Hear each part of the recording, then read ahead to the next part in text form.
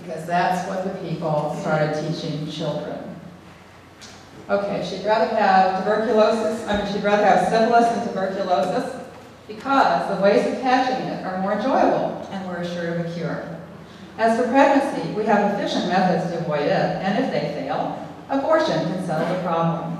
Why then is not sex considered as harmless as eating, listening to music, or running in the woods? Why can we not do it with whomever and whenever it pleases us to do so? President Planned Parenthood of America, of Canada, okay?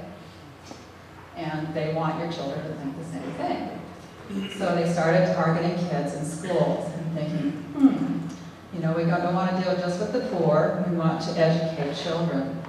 All right, they wanted to convince young people that sex and contraceptives are as natural and wholesome for them as learning how to brush their teeth or wash their ears.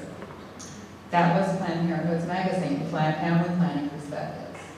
So they didn't want to manage this project on their own because they feared a backlash. So they enlisted another organization, Sexuality Information and Education Council, SIECUS, and they made a sub rosa deal with them under the table so that they would take the heat, Planned Parenthood could go on doing what it was doing. And they started initiating and lobbying for comprehensive sex ed K through 12 schools. All right, the people that were on committees influencing the development of the curriculum are these organizations. The ACLU, GLAD, the Gay Lesbian Alliance Against Defamation, GLEN, Gay Lesbians Great Education Network, and so it goes, and Planned Parenthood, of course. All right, now, today, Planned Parenthood is a little bit on the defensive. They're saying, oh, but we focus on prevention, that's 90% of what we do. Really? Is it? Okay, so preventing pregnancies and saying no, preventing pregnancies and STDs pays your bills, or is it preventing births that pays your bills? Abby Johnson, the lady who defected, said it's definitely abortion that pays the bills. All right, so on tape, counselors were caught saying early abortion is safer than carrying to term. People die giving babies. This was talking to a young girl who was thinking about having an abortion. Another was asked about brain development of her fetus that was developing, and the lady said, oh, there's no brain development until they're 18 or 19 weeks, and actually it's much sooner than that. It's around, the brain is half the body weight of the fetus, you know, at a very, very early age. And another one said, it's not a baby, it doesn't feel any pain. Of course, sonograms have shown that's not true. All right. Planned Parenthood makes money, over $1 billion, $1 billion last year. A lot of it from government. Okay, and that's, again, Abby was saying, when I was working there, they pushed me to recruit abortions because education and giving out information was not paying their bills. All right, when your children, when your school kids go to Planned Parenthood for advice, are they going to give them information that helps them make healthy decisions? Margaret Sanger talked a lot about the health of the mother. Are they going to give them information that really gives both sides and enables them to make an informed choice? I wouldn't bet on it. If a client says, is the condom going to keep me safe? Are they going to tell them that the pregnancy failure rate for a condom is sometimes as high as 36%? I'm living proof of that fact. I'm not living proof of any of the rest of it, but that one. Okay, condoms do not protect against any of these STDs, and there are 55 known STDs out there. I don't think they've all been tested. All right, if someone says, is the pill safe?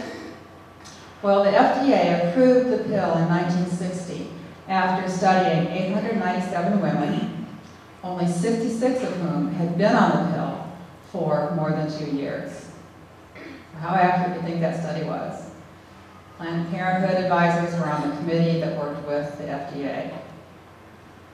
Same thing with heart disease. When Planned Parenthood was on the advisory committee that worked with the Searle study in 1963, doctors were noticing that there was an increase in thromboembolism. Okay, so they studied it, and because of the Searle Planned Parenthood study, in that study, they omitted the facts that would have indicated that incidence of this heart disease occurred was 3 times higher in the general, than in the general population. I'm not saying this very well.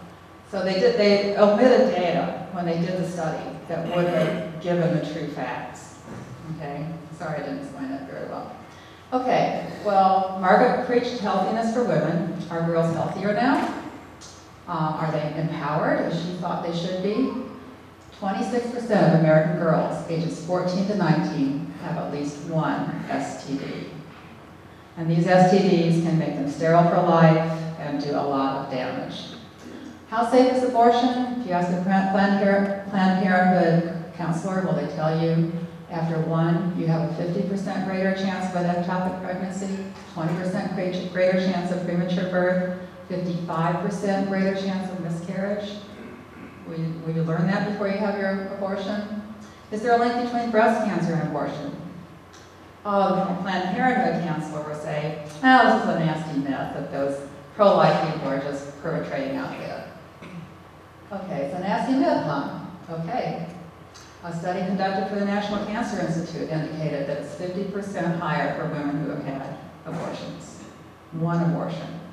Okay, another study indicated it's 40% higher if you were younger than 18.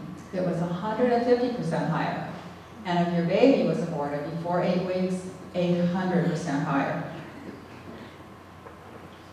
All right, but if you decide to have a child, your risk of breast cancer goes down 7% with each child. And if you breastfeed the child, it's over 10% less. So if you have 5 children, you're going to have more than 50% less chance of having breast cancer. If you want to be healthy and fit, have lots of babies, and get married. It's that simple. Okay, Planned Parenthood, this is the last slide, is targeting a new demographic. Okay, they've gotten the poor, they've gotten the kids, now they're going after affluent women. They're packaging condoms in a way that is chic, according to their words, designed to attract women, and they're going to be sold in Planned Parenthood boutiques. They're going to be sold in exclusive hotels, in salons, and they'll be available online. These debuted this past week in Austin, Texas. So this is how we got where we are. We really need to teach our kids in school, and I'm so glad that we're going to be reaching out to kids in high school and lower too, because we have to provide an alternative and get the truth out.